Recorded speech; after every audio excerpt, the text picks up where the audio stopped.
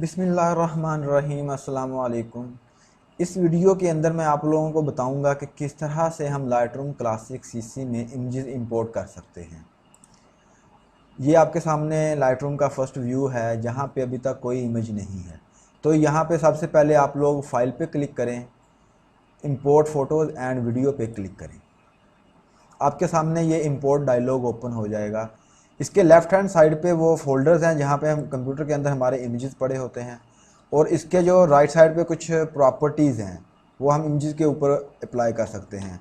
और यहाँ पे फाइल हैंडलिंग के कुछ ऑप्शंस हैं जिनको हम यूज़ करते हुए अपनी इमेजेस इंपोर्ट करते हैं। तो मैं ज़्यादातर जो तरीका यूज़ करता हूँ उसमें यह है कि आप लोग अपने कंप्यूटर में जाएँ, जहाँ पे आपकी इमेजेस पड़ी हैं उनको फाइंड करें, फोल्डर सेलेक्ट करके इसे आप ड्रैग ड्रॉप करके यहाँ पर आके ड्रॉप कर देंगे तो आपके सामने यहाँ पे इमेजेस का प्रीव्यू आ जाएगा। आप देखें यहाँ पे आपके पास चेक का ऑप्शन है, इसे आप अनचेक कर सकते हैं। जो भी इमेज आप यहाँ पे ऐड नहीं करना चाहते उनको आप अनचेक कर दें।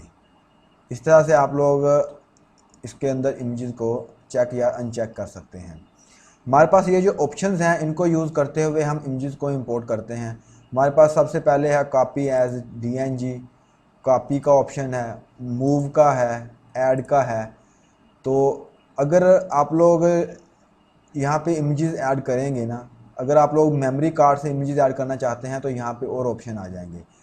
तो कॉपी एज डीएनजी जब भी आप करें, मेमोरी कार्ड से इमेजेस को जब इंपोर्ट करें, तो मैं यही रेकमेंड करूँगा कि आप कॉपी एज डीएनजी करेंगे। ये ज़्यादातर रॉ इमेजेस के लिए यूज़ होता है। रॉ इमेजेस को ये डीएनजी में कन्वर्ट करता है और ये यहाँ पे इसको इंपोर्ट कर देता है। रॉ इमेजेस को ये डीएनजी में जब कन्वर्ट करता है तो ये उसका थोड़ा सा साइज़ रिड्यूस करवा देता है, लेकिन ये है कि इसकी क्वालिटी पे इतना ज़्यादा फ़र्क नहीं पड़ता। उसके बाद जो कॉपी का ऑप्शन है, ये आप अपनी इमेजेस को कॉपी करवा लेते हैं, कंप्यूटर के अंदर कॉपी भी हो जाती हैं, उसकी लोकेशन आप यहाँ से सेट कर सकते हैं। इस तरह से जब मूव का ऑप्शन पे आप क्लिक करेंगे तो मूव के लिए भी आप यहाँ से लोकेशन सेट कर सकते हैं और ये भी मूव हो के हम अपने कंप्यूटर में आ जाती हैं। उसके अलावा ऐड का ऑप्शन है, ये इमेजेस इसके ज़रिए कैटलॉग के अंदर इमेजेस ऐड हो जाती हैं। उसके बाद अगर हम राइट हैंड साइड की बात करें तो हमारे पास ये फाइल हैंडलिंग है। यहाँ पे आप लोग सारी वैल्यूज़ को डिफ़ॉल्ट रहने दें। फाइल रीनेमिंग है, इसके आप रीनेमिंग कर सकते हैं। उसके बाद आपके पास यहाँ पे नीचे ये है डेवलप सेटिंग है, मेटा डाटा है। तो यहाँ पे ये मेटा डाटा बहुत इंपॉर्टेंट है क्योंकि इसके ज़रिए आप लोग अपना कॉपीराइट का जो इंफॉर्मेशन है वो ऐड कर सकते हैं। अगर मैं आपके सामने ये मेटा डाटा का एक क्रिएट करता हूँ, आप ये new Meta data preset create करेंगे, आप उसका कोई भी यहाँ पे जो भी आपका नेम होगा वो रख दें। उसके बाद कॉपीराइट के लिए आप अपना नाम देंगे।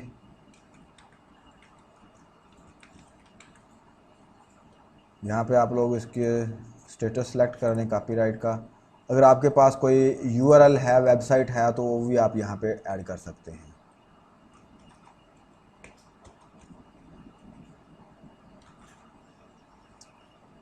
इस तरह से अब जब ये क्रिएट करेंगे, इसके अलावा ये इसकी बाकी फील्ड्स हैं, इनको भी आप फिलअप कर सकते हैं।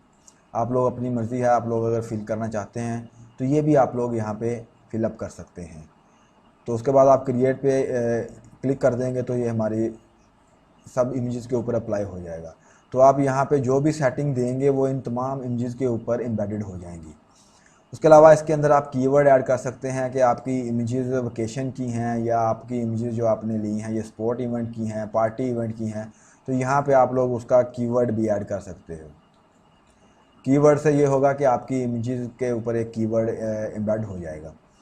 तो इस तरह से आप इसके राइट हैंड साइड पे देखेंगे तो इंपोर्ट का बटन है। आप इंपोर्ट के बटन पे क्लिक करेंगे, आपकी इमेजेस यहाँ पे इंपोर्ट हो जाएंगी।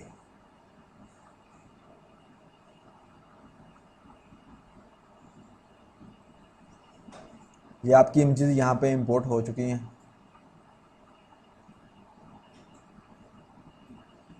आपको मैं यहाँ पे थोड़ा सा इसका ओवरव्यू दे देता हूँ। ये हमारे पास लाइब्रेरी मॉड्यूल है। इसके अंदर यहाँ पे ये कैटलॉग की इंफॉर्मेशन है, यहाँ पे हमारे पास फोल्डर्स हैं जो हम यहाँ पे ऐड कर सकते हैं। ये हमारे पास कलेक्शन है। ये वाला जो कलेक्शन है हमारी, ये जो फ़ोल्डर कैसे ऐड करते हैं, इसके लिए मैं एक और वीडियो बनाऊंगा। उसके अंदर मैं आप लोगों को बताऊंगा किस तरह से हम फ़ोल्डर्स के ज़रिए यहाँ पे अपनी इमेजेस को ऑर्गेनाइज़ कर सकते हैं अच्छे तरीके से। तो उसका मैं एक अलग से वीडियो बनाऊंगा, उससे आप लोगों को पता चल जाएगा किस तरह से हम अपनी जो वेडिंग इमेजेस हैं या पार्टी इमेजेस हैं उनको हम एक ऑर्गेनाइज तरीके से लाइटरूम के अंदर हम इसको रख सकते हैं। ये था तरीका कि आप किस तरह से इमेजेस इंपोर्ट करके लाइटरूम क्लासिक सीसी के अंदर लेके आ सकते हैं। तो इस तरह से मैं नेक्स्ट वीडियो आगे आपको इसका पूरा एक सीरीज़ बना के दूंगा, जिसमें आप इजीली सीख सकते हैं कि किस तरह से हम लाइटरूम के अंदर काम कर सकते हैं। ओके, नेक्स्ट वीडियो तक अल्लाह हाफिज़।